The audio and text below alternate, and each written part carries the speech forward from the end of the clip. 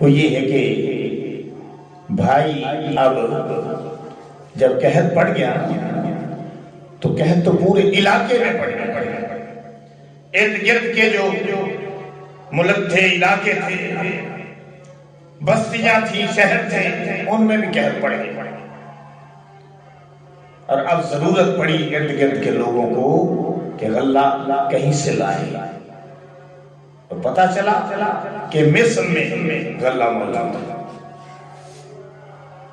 چنانچہ کنعان سے یعقوب علیہ السلام کے وہی بیٹے جنہوں نے یوسف علیہ السلام کو حسد کی بنیاد پر کنویں میں ڈالا تھا، جلا وطن کیا تھا، قتل کرنا چاہتے تھے، وہی اب مصر میں غلہ لینے کے لیے پہنچ رہے ہیں۔ اور جب پہنچے ہیں تو اللہ نے سورہ یوسف میں اس کی بڑی پیارے انداز کے ساتھ وضاحت کی۔ فرمایا وَجَاءَ إِخْوَةُ يُوسُفَ، اور جب یوسف علیہ السلام کے بھائی آئے، یوسف کے بھائی کہہ کر اللہ نے خطاب کیا، یعقوب کی اولاد نہیں، یعقوب کی اولاد نہیں کہا، حالانکہ یعقوب علیہ السلام کی اولاد تھا، لیکن کہانی کا مرکز اور محور چونکہ یوسف علیہ السلام ہے، اس لیے اللہ نے یوسف علیہ السلام کے بھائی کہا ہے۔ وَجَاءَ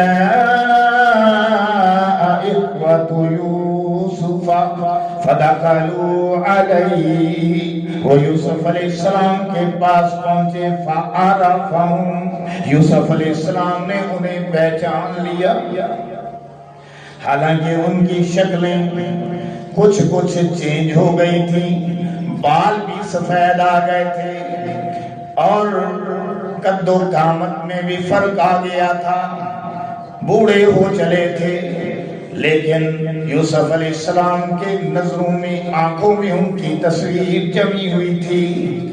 جب وہ یوسف علیہ السلام کے پاس پہنچے، یوسف علیہ السلام نے ان کو پہچان لیا۔ قرآن کہتا ہے وَهُمْ لَهُ مُنْكِرُونَ، لیکن وہ یوسف کو پہچان نہ سکے۔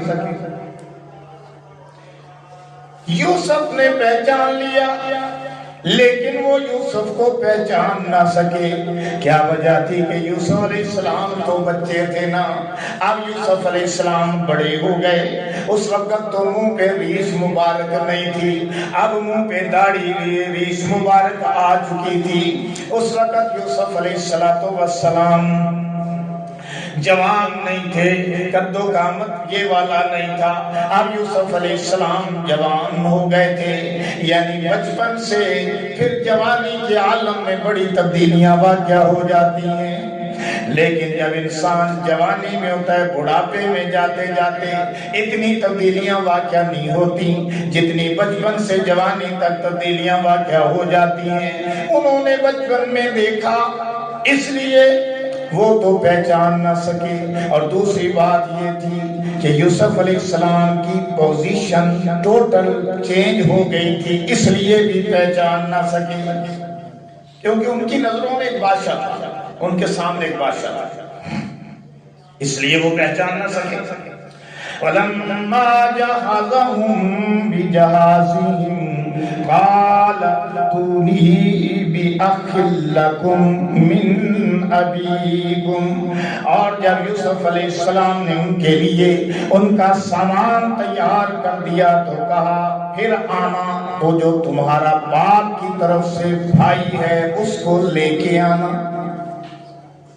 بنیامین ساتھ نہیں تھا نا اس وقت، اس لیے فرمایا کہ تم نے اب جانا ہے، اور جو تمہارا ایک اور بھائی ہے بقول تمہارے، انہی سے پوچھ لیا تھا نا باتوں باتوں میں، تو وہ جو تمہارا بھائی ہے نا بنیامین، اس کو بھی ساتھ لے کے آنا۔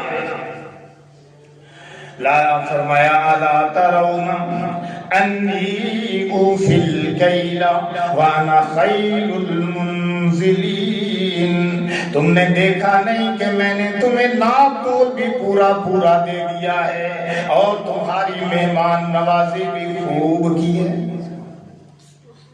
اب میرے ناطول سے اندازہ لگا لینا کہ میں تم پر کتنا مہربان ہوں، اور تمہاری جو میں نے مہمان نوازی کی ہے اس سے بھی اندازہ لگا لینا کہ میرا بیہیویئر سلوک تمہارے ساتھ کتنا اچھا تھا، لہذا اب کے آنا تو بھائی کو ساتھ لے کر آنا، اکیلے نہیں آنا۔ بھائی کا کہا، باپ کا نہیں کہا، کیونکہ باپ بڑے بوڑھے تھے نا، ان کا آنا کون سا آسان تھا، لیکن اللہ نے ان کے آنے کے لیے بھی ایک وقت طے کر رکھا تھا، اس لیے یوسف علیہ السلام کے دل میں جو بات آئی ہے وہی اللہ نے کہلوائی ہے۔ فَإِن لَّمْ تَأْتُونِي بِهِ، اگر تم اپنے بھائی کو ساتھ نہ لے کر آئے، اگر بنیامین کو ساتھ نہ لے کر آئے، فلا کیل لکم، تو تمہیں میرے پاس سے غلہ نہیں ملے گا۔ یا ساتھ دھمکی بھی لگا دی نا کہ اس بات کو نوٹ کرو، اگر بھائی کو ساتھ نہیں لاؤ گے غلہ نہیں ملے گا۔ ایک اور بھی بات، فلا کیل لکم، غلہ تمہیں نہیں ملے گا، اندھی میرے پاس سے، ولا تقربون، اور تم میرے پاس بھی نہیں آ سکو گے، پھٹکو گے بھی نہیں، میرے سے ملاقات بھی نہیں ہوگی۔ ابھی تو میں نے تمہاری بڑیاں مہمان نوازیاں کی ہیں، پھر میں نے کوئی مہمان نوازی نہیں کرنی، باہر سے رخصت کر دیے جاؤ گے، اس لیے اب آنا تو بنیامین کو ساتھ لے کر آنا۔ انہوں نے کہا اچھا ٹھیک ہے، جیسے آپ کا حکم ہوگا۔ قالوا سنراود عنه أباه وإنا لفاعلون، انہوں نے کہا کہ ہم ابا جان کے پاس جائیں گے، ان سے اس بات کا تذکرہ کریں گے، لیکن کوئی بات نہیں، آپ جو ہے وہ خاطر جمع رکھیے گا، انشاءاللہ ہم لے کر آئیں گے۔ انشاءاللہ تو میں نے اپنے پاس سے کہا، آیات میں نہیں ہے۔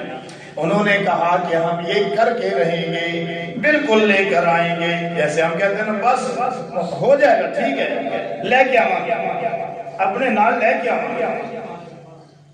وقال لفتيانه جعلوا بضاعتهم في رحالهم لعلهم يعرفونها إذا انقلبوا إلى أهلهم لعلهم يرجعون۔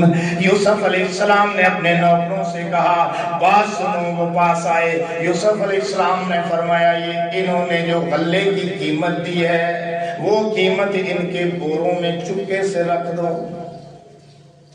بھائی تھے نیک بندوں کا یہی، حالانکہ انہوں نے کیا سلوک کیا، اب یوسف کیا سلوک کر رہے ہیں، باپ کو بھی تو دیکھنا ہے نا، وہ بھی بیٹھا ہوا ہے پیچھے، جو پیغمبر ہے، یہ بھی پیغمبر، وہ بھی پیغمبر، اب پیغمبروں کا سلوک دیکھو اور عام انسانوں کی باتیں سنو، کیا زمین آسمان کا فرق۔ تو فرمایا یوسف علیہ السلام نے اپنے نوکروں چاکروں سے ان سے کہا کہ قیمت رکھ دو، کیوں؟ لعلہم یعرفونہا، ہو سکتا ہے معلوم کر لیں، پہچان لیں، ان کو احساس ہو جائے، اذن انقلبوا، جب وہ واپس آئیں، الی اہلہم، اپنے گھر والوں کے پاس، لعلہم یرجعون، پھر ہو سکتا ہے کہ آنے میں ذرا سیریس ہو جائیں، پھر آئیں، چاہتے تھے پھر آئیں، کیونکہ اب آئیں گے تو پھر ابا جی بھی آئیں گے نا، پھر ابا جی سے بھی ملاقات ہوگی، بھائی سے بھی ہوگی۔ اب جناب انہوں نے غلہ لیا، بورے بند ہو گئے، یوسف علیہ السلام نے قیمت رکھوا دی، بوروں کے اندر ہی گویا چپکے سے پیسے واپس کر دیے، غلہ دے دیا۔ اب جب اپنے ابا کے پاس آئے، قرآن کہتا ہے فَلَمَّا رَجَعُوا إِلَىٰ أَبِيهِمْ، جب اپنے ابا کے پاس آئے، قَالُوا يَا أَبَانَا، آ کر کہنے لگے ابا جان، مُنِيَ مِنَّ الْكَيْلُ، ہم سے غلے کی بندش کر دی گئی ہے، فَأَرْسِلْ مَعَنَا، ہمارے ساتھ بھیج دیجئے، أَخَانَا، ہمارے بھائی کو نقتل، تاکہ وہ غلہ لائے، وَإِنَّا لَهُ لَحَافِظُونَ، یحفظون، ہم اپنے بھائی کی حفاظت کریں گے۔ یہی بات کی تھی یوسف کے بارے میں بھی کہ وَإِنَّا لَهُ لَحَافِظُونَ، ہم جماعت کی جماعت ہیں، لہذا ہم اس کی حفاظت کریں گے۔ آپ پریشان نہ ہوں، ڈونٹ وری، بی ہیپی، بالکل پریشان نہ ہوں، خوش ہو جائیں، نو پرابلم، ہم 10 کے 10 ہیں، جماعت ہیں، ہم بھلا اس کو ضائع ہونے دیتے ہیں؟ بھیڑیے کی کیا ضرورت ہے کہ اس کو پکڑ لے؟ اب پھر وہی کہہ رہے ہیں کہ ہم اس کی حفاظت کریں گے۔ اب بتاؤ یعقوب کیسے اعتبار کرے؟ لیکن اب سٹوری سچی ہے، اس وقت سٹوری غلط تھی۔ اب نیت صحیح ہے، اس وقت غلط تھی۔ پتہ چلا کہ عالم الغیب اللہ ہے، دلوں کے بھید جاننے والا اللہ ہے۔ یعقوب علیہ السلام نے اس وقت بھی اعتبار نہیں کیا تھا، اب بھی اعتبار نہیں کر رہے۔ قال هل آمنكم عليه إلا كما أمنتكم على أخي من قبل، یعقوب علیہ السلام نے کہا اسی طرح کا اعتبار کرتا ہوں جس طرح کہ اس کے بھائی کے بارے میں نے پہلے کیا تھا۔ نہ ادوں دل نو سکون سی، نہ ہن دل نو سکون ہے۔ اعتبار ہو جائیے کیونکہ تسی میرے اعتبار نو پہلے ٹھیس پہنچائیے، تے میں ہن دسو تواڈے تے کیویں اعتبار کراں؟ فاللہ خیر حافظا، اللہ ہی بہتر نگہبان ہے۔ پیغمبروں کی نظر اسباب پر نہیں ہوتی، مسبب الاسباب پر ہوتی ہے۔ ہماری نظر اسباب پر ہوتی ہے، پیغمبروں کی نظر مسبب الاسباب پر ہوتی ہے۔ اس لیے فرمایا کہ اللہ ہی نگہبان ہے، وَهُوَ أَرْحَمُ الرَّاحِمِينَ، اور وہ سب رحم کرنے والوں سے زیادہ رحم کرنے والا ہے۔ وَلَمَّا فَتَحُوا، اس بات چیت کے بعد بھائی بورے کھولنے میں لگ گئے، گندم کو جناب سیو کرنے میں لگ گئے، رکھنے میں لگ گئے۔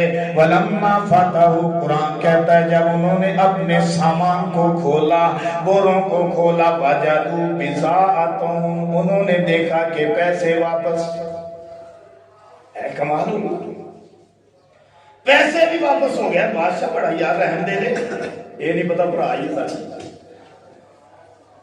فرمایا کہ ردت الیہم، ابا جی اے ساڑھے پیسے سانو واپس کر دیتے گئے۔ قالوا یا ابانا ما نبغی، کہنے لگے ابا جان سانو ہور کی چاہیے دائے، حاضی بضاعتنا، آوے کو ساڑھے پیسے، اے ساڑھی جمع پونجی بھی اس نے واپس کر دیتی ہے۔ حاضی بضاعتنا ردت الینا، واپس کر دیتی ہے، ٹرن بیک۔ وَنَمِيرُ أَهْلَنَا، ہمارے گھر والوں کو بھی تکلیف ہے، ہمیں چاہیے کہ ہم اپنے گھر والوں کے لیے غلہ لائیں۔ وَنَحْفَظْ أَخَانَا وَنَحْفَظُ أَخَانَا، اور ہم اپنے بھائی کو، ہم اپنے بھائی کی حفاظت کریں۔ وَنَزْدَادُ كَيْلَ بَعِيرٍ، اور ایک بوجھ اونٹ غلہ اور لائیں۔ ذَلِكَ كَيْلٌ يَسِيرٌ، اور یہ بوجھ غلے کا اب لانا آسان ہو گیا۔ حضرت یعقوب علیہ السلام نے کہا یعقوب علیہ السلام نے لن ارسلہ معکم، ہرگز تمہارے ساتھ اپنے بیٹے کو نہیں بھیجوں گا، جاؤ۔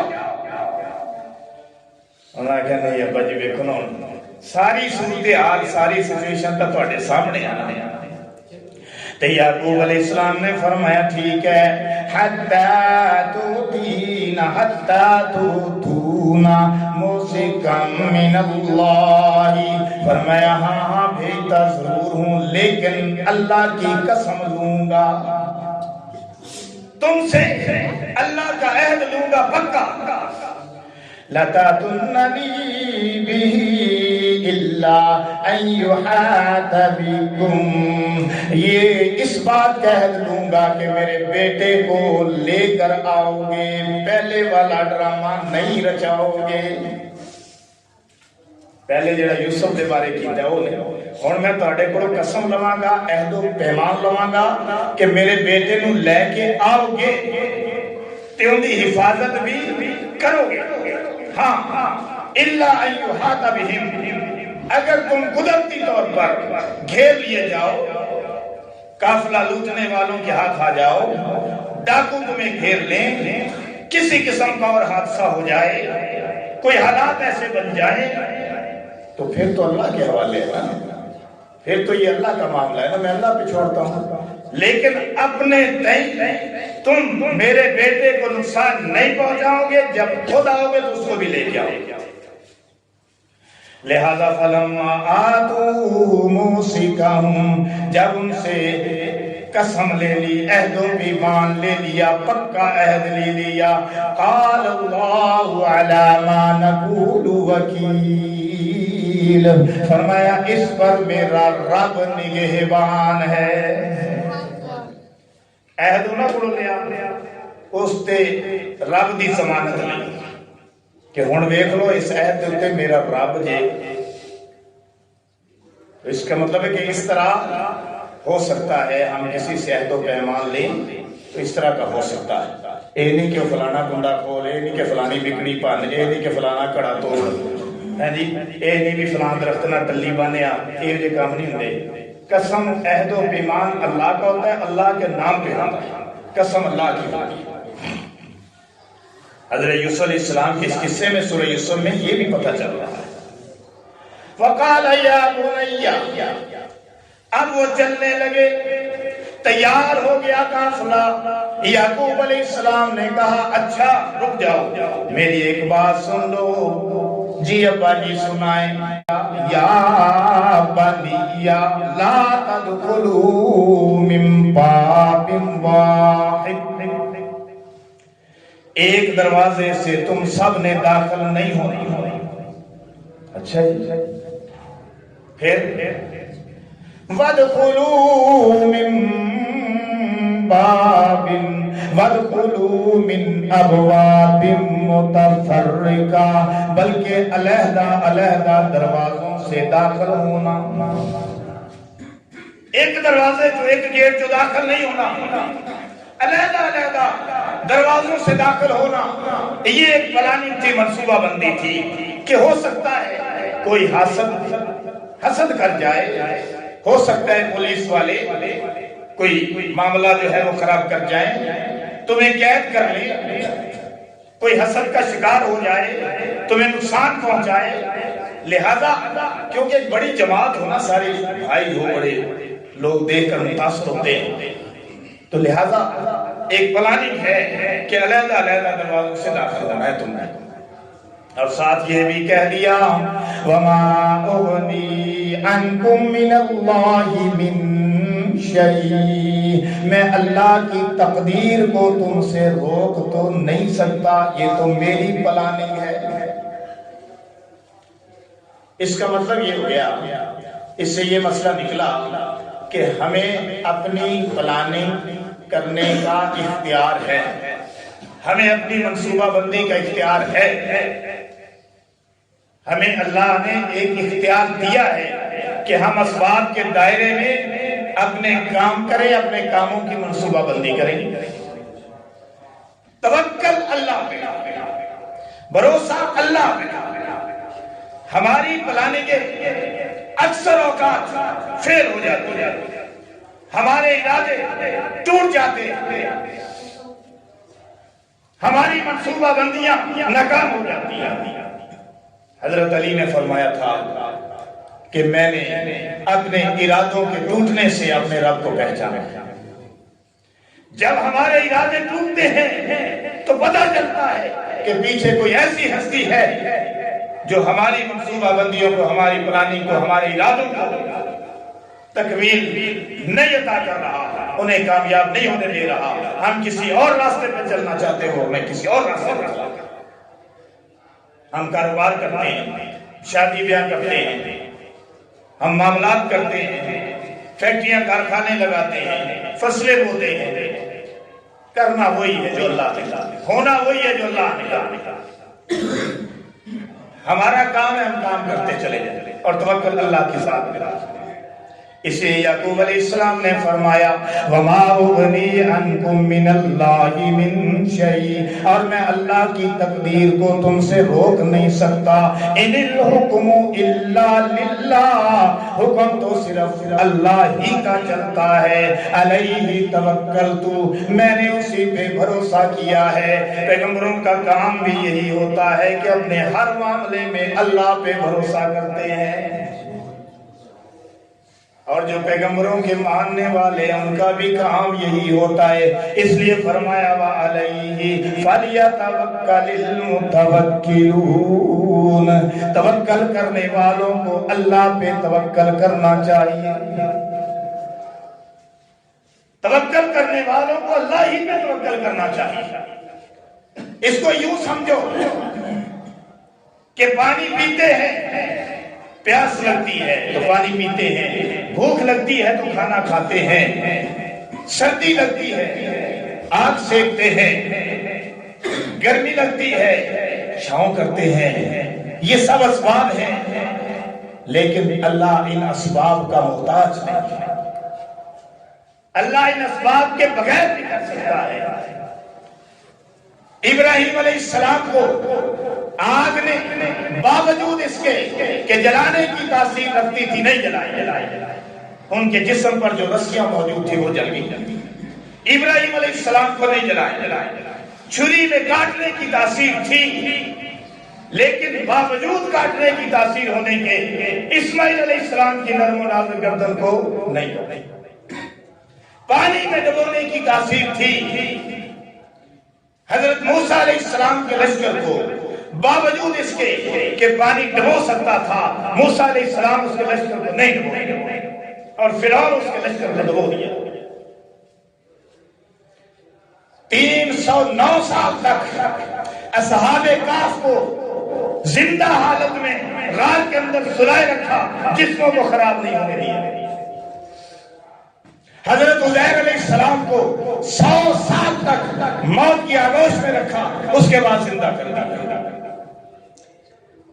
بغیر باپ کے اولاد نہیں ہوتی. اللہ پاک نے بغیر باپ کے عیسیٰ علیہ السلام کو پیدا کر کے دنیا کو بتا دیا کہ میں اسباب کا محتاج نہیں، تم ہو. بغیر ماں باپ کے کوئی وجود میں نہیں آتا. حضرت آدم علیہ السلام کو اللہ نے بغیر ماں اور باپ دونوں کے پیدا کیا. بغیر عورت کے بچہ دنیا میں نہیں آتا. اللہ پاک نے حوا علیہ السلام کو بغیر عورت کے پیدا کیا. آدم علیہ السلام کی پسلی سے حکم دے کر پیدا کیا، دائیں پسلی سے. تو پتہ یہ چلا کہ اللہ مسبب الاسباب ہے. ہم اسباب اختیار کر سکتے ہیں، لیکن اسباب کو اختیار کرتے ہوئے توکل اللہ کی ذات پہ رکھنا ہے. وہ چاہے گا تو پانی ہماری پیاس بجھائے گا، وہ چاہے گا تو کھانا ہماری بھوک مٹائے گا، وہ چاہے گا تو آگ ہمیں فائدہ دے گی، وہ چاہے گا تو سورج کی تپش ہمیں فائدہ دے گی، وہ چاہے گا تو ہمیں گرمی سردی سے بچائے گا، وہ چاہے گا تو نظام زندگی کو چلائے گا. اگر وہ نہیں چاہے گا یہ چیزیں اپنی تاثیر کے باوجود تاثیر کھو دے گی، کچھ بھی نہیں ہوگا. تو حضرت یعقوب علیہ السلام نے فرمایا وَمَا يُغْنِي عَنْكُمْ مِنَ اللَّهِ مِنْ شَيْءٍ، میں اللہ کی تقدیر تو تم سے نہیں روک سکتا. إِنِ الْحُكْمُ إِلَّا لِلَّهِ، حکومت تو اللہ کی، حکم بھی اللہ کا. علیہ توکلت، میں نے اسی پہ بھروسہ کیا. وعلیہ فلیتوکل المتوکلون، توکل کرنے والوں کو اسی پہ توکل کرنا ہے. ولما دخلوا من حیث امرهم ابوہم، جب وہ اپنے والد کے حکم کے مطابق علیحدہ علیحدہ دروازوں سے گیٹوں سے مصر کے اندر داخل ہو گئے تو اللہ نے اس پر بات کی ما کان یغنی عنہم من اللہ من شیء، ہاں یوسف علیہ السلام، یعقوب علیہ السلام کی یہ پلاننگ اللہ کی تدبیر کو نہیں روک سکتی تھی، یہ ان کی تدبیر تھی، اللہ کی تقدیر ہے۔ یعقوب علیہ السلام کی تدبیر اللہ کی تقدیر کو نہیں روک سکتی تھی۔ پتا چلا کہ ہماری تدبیریں تقدیر کو روک نہیں سکتی، تقدیر غالب ہے کیونکہ اللہ کا حکم پیش نظر ہے۔ فرمایا ہاں اس لیے تو پھر حضرت یعقوب علیہ السلام نے یہ کیوں کیا؟ میں کہتا ہوں اس لیے کیا کہ توکل اختیار کرتے ہوئے اسباب ہم نے اختیار کرنے ہیں، اس لیے اللہ نے فرمایا الا حاجۃ فی نفس یعقوب قضا، یہ یعقوب علیہ السلام کے دل کی خواہش تھی، انہوں نے پوری کر لی۔ یعنی بچوں کو، اپنے بیٹوں کو جو پلاننگ دی کہ علیحدہ علیحدہ دروازوں سے جا کے، یہ ان کی خواہش تھی، انہوں نے ایسا کر لیا۔ ہاں کیوں کیا؟ اس لیے کہ وہ بھی علم والے تھے۔ وَإِنَّهُ لَذُو عِلْمٍ لَمَا عَلَّمْنَاهُ وَلَكِنَّ أَكْثَرَ النَّاسِ لَا يَعْلَمُونَ، بے شک وہ صاحب علم تھے، وہ صاحب علم تھے، پیغمبر تھے نا، وہی کا سلسلہ تھا، وہ صاحب علم تھے، اس لیے انہوں نے پلاننگ کی۔ یہاں سے ایک اور نکتہ بھی نکلا، میرے بھی ساتھی مجھے کہتے ہیں جب علماء میں تقریریں ہوتی ہیں، رات بھی منجا چک میں تقریر تھی، میرا گلا پوری طرح کھلا ہوا نہیں ہے، تو میرے ساتھی کہتے ہیں کہ قاری صاحب جسے نکتے بڑے کر دے۔ میں نے کہا تقریر میں بیٹھا، رات ہی کہیں بات، میں نے کہا پہلے جو خطیب ہوتا ہے نا، خطیب بنتا ہے تو وہ دوسرے خطیبوں کی نقالی کرتا ہے، دوسرے خطیبوں کی تقریروں کو رٹ کے یاد کر کے پیش کرتا ہے۔ اب جب وہ خطیب تھوڑا سا آگے چلتا ہے، اسے 10 12 15 20 خطبے یاد ہو جاتے ہیں مختلف موضوعات پر، تو پھر وہ اپنا علم اس میں ڈالتا ہے، اپنا علم، اپنا ما فی الضمیر بیان کرتا ہے، اور جب وہ اس سے آگے سے اگلی سٹیج پہ آتا ہے نا، تو پھر وہ اس سے نابلد ہو جاتا ہے، اس سے وہ غنی ہو جاتا ہے، پھر وہ ٹوٹل اپنے علم پہ چلتا ہے جو اس کے مطالعے میں ہوتا ہے۔ تو یہ مختلف سٹیجیں ہوتی ہیں، اس لیے یہ نکات کا نکلنا یہ اللہ کی عطا ہے، یہ اللہ کی طرف سے، لیکن اس کے پیچھے ایک گہرا مطالعہ، ایک سوچ اور فکر، بار بار ایک چیز مطالعے میں آتی ہے نا، جب ایک سبق ہے آپ اسے بار بار پڑھیں، اس میں سے آپ نے نقطے نکالنے شروع کر دیں، پھر آپ میچورٹی کی طرف چلے جائیں گے۔ تو یہ مختلف سٹیجیں ہیں علم کی، صاحب علم لوگوں کی۔ تو اللہ نے اس میں بات کی نا، فرمایا کہ یعقوب علیہ السلام نے یہ اس لیے کیا کہ وہ صاحب علم تھے۔ نقطہ کیا نکلا کہ علم والا بندہ ہی پلاننگ کرتا ہے، جاہلوں سے پلاننگ نہیں ہوتی۔ اس لیے میں عام طور پر یہ کہا کرتا ہوں کہ کام آپ نے جو مرضی کرنا ہے، بچوں سے کہتا ہوں، اپنے سکول میں بھی، اپنے بچوں سے بھی، کام جو دل چاہے کریں، چاہے نوکری کریں، چاہے بزنس کریں، چاہے کوئی اور، ہزاروں اب تو لاکھوں کام ہیں، جو کام دل چاہے کریں، جو آپ کی قسمت میں ہوگا آپ کر لیں گے۔ لیکن اگر آپ نے علم حاصل کیا ہوگا نا، تو آپ جس کام کو بھی کریں گے اسے سلیقے، ترتیب کے ساتھ، نظم اور ضبط کے ساتھ کریں گے، ایک ڈسپلن کے ساتھ اس کو کریں گے۔ اور اگر آپ کے پاس علم نہیں ہوگا تو آپ کوئی بھی کام، اپنی زندگی کا بھی جو نظام ہے اسے بھی سلیقے سے نہیں چلا سکتے۔ اس لیے آپ نے دیکھا ہوگا کہ جو پڑھے لکھے لوگ ہوتے ہیں، مثلا کہ 5 بھائی ہیں، 5 بھائیوں میں 2 پڑھے لکھے ہیں، باقی 3 ذمہ دارا کرتے ہیں، ٹھیک ہے؟ جو 2 پڑھے لکھے ہیں وہ جاب بھی کرتے ہیں اور ساتھ ذمہ دارا بھی کرتے ہیں، کوئی ٹیچر ہے، کوئی پروفیسر ہے، کوئی پولیس میں ہے، کوئی کچھ ہے، کوئی کچھ ہے، کوئی فوج میں ہے، تو وہ ساتھ جاب بھی کر رہے ہیں، ساتھ ذمہ دارا بھی کر رہے ہیں۔ اب ان 5 کو کھڑا کر، جو ان پڑھ تھے صرف ذمہ دارہ کیا، اور جو پڑھے لکھے تھے جاب بھی کی، ساتھ اپنے گھر کے کام بھی کیے، ساتھ ذمہ دارہ بھی کیا۔ آپ ان کی پرسنالٹی کو دیکھیں، ان پانچوں میں واضح فرق نظر آتا ہے۔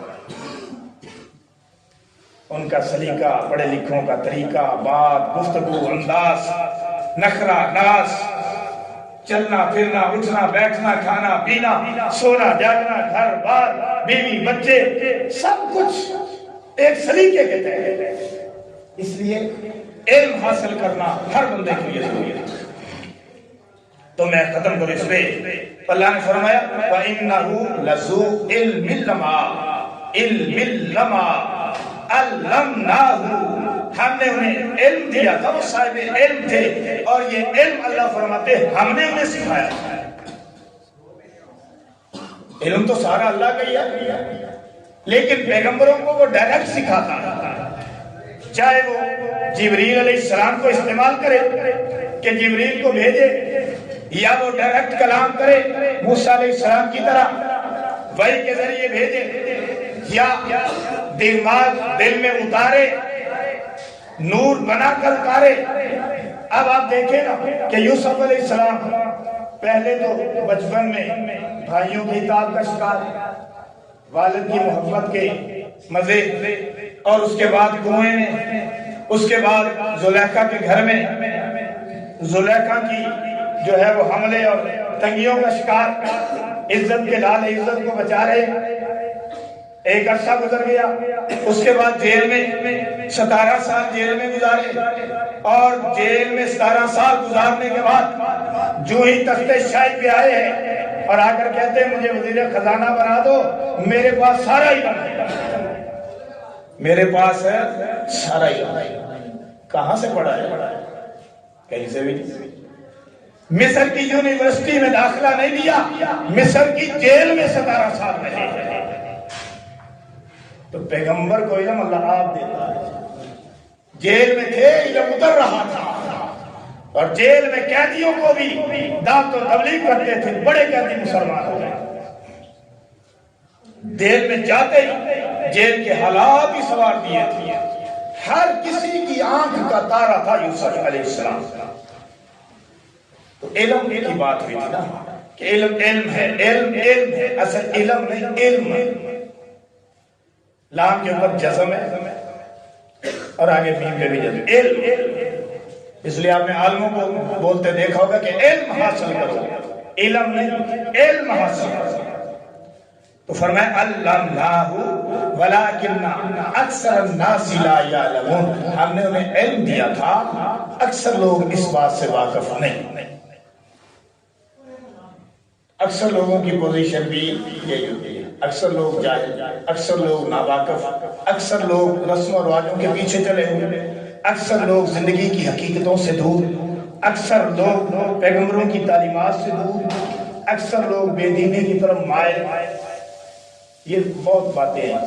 اللہ نے اکثریت کو جو ہے وہ جو حلال میں شامل کیا ہے، اور تھوڑوں کو صاحب علم صاحب عمل لوگوں میں شمار کیا ہے۔ اللہ پاک مجھے اور آپ کو عمل کی توفیق دے۔